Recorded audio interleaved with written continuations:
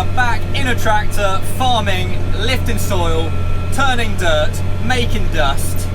Well, not quite making dust just yet, it's still a little wet for that, but it goes without saying, we're opening up ground, ready for the power hose, and let me show you what I'm doing.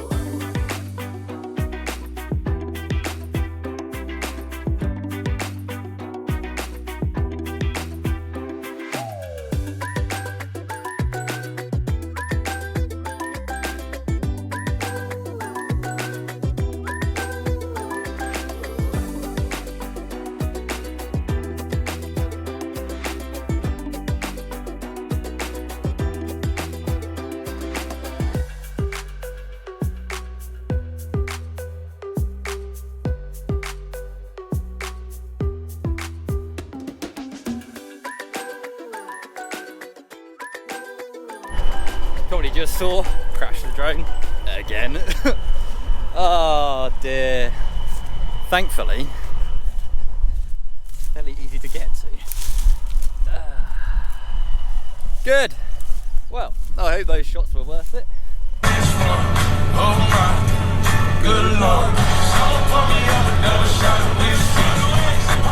that song's kind of growing on me, to be fair. I don't mind it now. When it came out, I was like, we're in a tracked vehicle, and as you can probably see, it is a big vehicle. Some would say it's the biggest tractor in the world. But it's not, but I haven't been watching Clarkson's Farm or anything. No, it is one of the biggest tractors in the south, if not the biggest. I challenge you to find a bigger tractor than 530 horsepower on the south coast. Let me know if you're in one, because I highly doubt it, and it's something I can brag about. I don't get to brag about much, but I can brag about this. So this tractor is a big boost up from the previous tractor you saw in the courgette video. If you didn't see that, link is up there. This is another 130, I think, horsepower on that. So this is 530 horsepower. That's a lot of ponies under this bonnet, and they are raw horsepower as well. I want to say it's got a cat engine, because this is a 63 plate. I might be wrong, don't quote me on that, but I think it's a cat engine. Anything after 60, anything after 2015, I think, turns to a man engine, where they sort of had a few issues. So what I'm doing today, if we can just have a quick look, if we just have a quick look behind us. So this is a Heaver combi. I'll take you outside in a little bit just to kind of talk you through what we're doing. But all we're doing at the moment, so we've got subsoiler legs at the front. That's like lifting the soil up, so it's getting rid of that compaction. We're probably going about 7 inches down, I would say, which is plenty deep enough for sweet corn. We don't want to be going too deep, otherwise we're just going to be burning diesel for the hell of it. And this tractor is proper overkill for this machine. Like, we can use this machine on a 400 horsepower tractor. We've got a smaller Challenger as well, that's 350 I think, and we can pull that with this. So we are massively overpowered for this job. But the Sumo Trio that we've got behind, I don't think you've seen that yet, it's just a bit too heavy and it doesn't aerate the soil as much or as well as the Heaver. So it's just one of those years that we got. So as I say, we are massively overpowered. Like, we are literally just on like tick over with this. You can see my engine load is 8470, it's like nothing. So it is not really working that hard at all. So we've got subsoil legs at the front, as I say, they're lifting the soil. Behind that we've got 2 rows of discs. Those discs, they're there to break up the clods. So again, if you look back at the courgette video, you'll see the 4-meter heaver hasn't got any discs on, so when it's lifting the soil, it's just placing it back down again. So it makes the powerhouse have to work a little bit harder. Whereas with this, as you can see, it is completely breaking up the trash. The trash is what we call the stubble that's left in the field from the cover crop. So it's helping mix in the trash, break up the clods, and then at the back of that, we've then got the roller. Now the roller is there to, normally, it's there to push the soil back down, so we're not losing too much moisture. But at the moment we don't want that, we want to get rid of the moisture. So the drills won't be in here until probably tomorrow. So we've got a good 24 hours for it to dry off. This tractor here is 530 horsepower. We have a 5.25 meter cultivator on the back, which, to be honest, for this tractor, it is overkill. But because the conditions, like normally we've got an even bigger subsoiler cultivator to put on the back of this, but because of the conditions that we've got this year, the roller does a lot better job at keeping the soil airy, and it breaks it up a lot nicer. But it's still very wet, and there are still parts of fields that we just can't even get to. I'll talk you through the Heaver Combi subsoiler. Basically what that means, we're doing 3 jobs at once. At the bottom here, we've got the subsoiler legs, as you can see, and they are all spaced. I think the spacings are 70 centimetres or something like that. But you can see here, we can change all these spacings, but it works quite well because of the way that the wings are, which are these bits here, it actually lifts the soil up to get the air into it. So that's what lifts the soil. So we go from this hard soil up to these nice big clods over here, and that then passes through. We have 2 rows of discs. So the first row of discs will take a clod like that, it will pass through, break it into a smaller clod, and then the next disc will then pass through and break it into an even smaller clod, where it will then go under the roller, see that turns, where it will then make it into a nice even bed, where the power harrows can then come in and turn that into a nice fine tilth. I mean, I love this tractor. It is a unit. Like, you look at the size. Come on. She is quite literally a tank.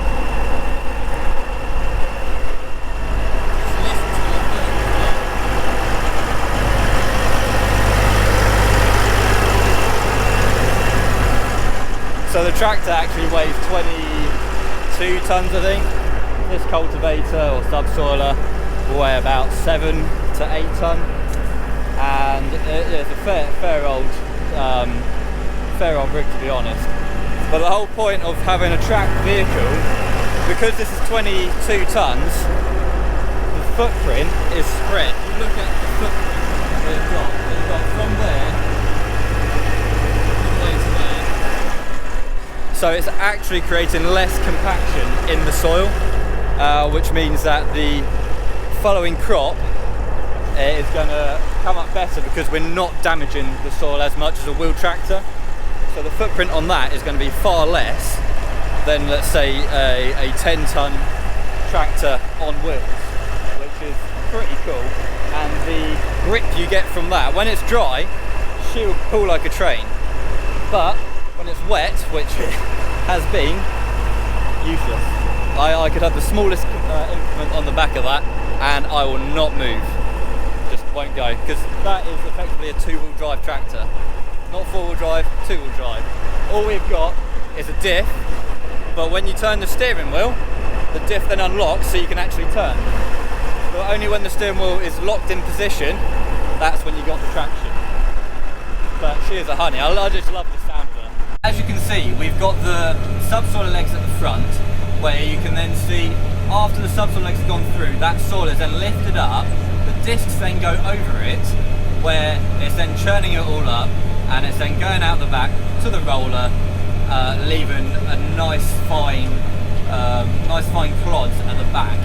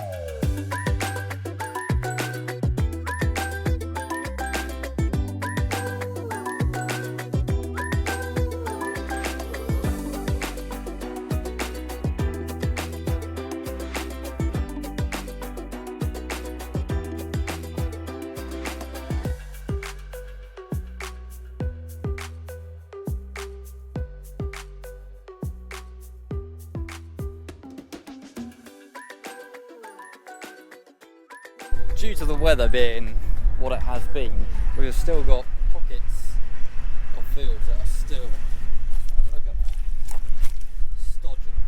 So I've had to leave this entire section, and there's probably 3 places like this in the field, and it's not just this field, it's all of the fields, and we are losing some serious ground because of this, but we just can't get on it. We can't plant anything in it. I mean, look, that's what happens when the heaver went into it. You know, you're just going to end up getting stuck in it. This is a problem that we're facing this year. It's a problem we faced last year as well, to be honest, but nowhere near on this scale. Like, it's just, every field is the same. It's just wet, stodgy, and even if you can travel on it, the seed isn't going to germinate in it. It's just going to sit there and rot. I mean, look at this. That's just all of that. You're never gonna get a seed in that. And you know, because of this, we're losing out on ground. But it's the cards that we've been dealt with this year, might be the cards that we're gonna get dealt next year. We're just gonna have to kind of adapt to it. But oh, see, look at that.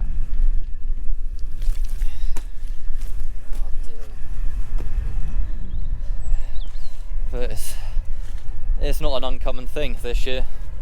It's just relentless. But we move on, plough on, keep on going. So that is the end of today's video. I hope you enjoyed it. There's a little bit more about, you know, how more veg is produced in the UK, right down here on the south coast. I mean, how lucky are we to get a field like that?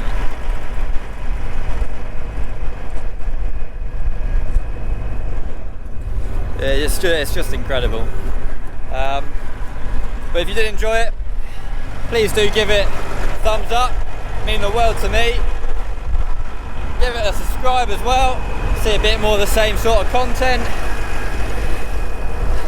But Challenger, heaver, ground is drying, sweet corn is going in, ready for your barbecues in the summer. Ballin'. See you in the next one. Thank you very much for watching. Goodbye.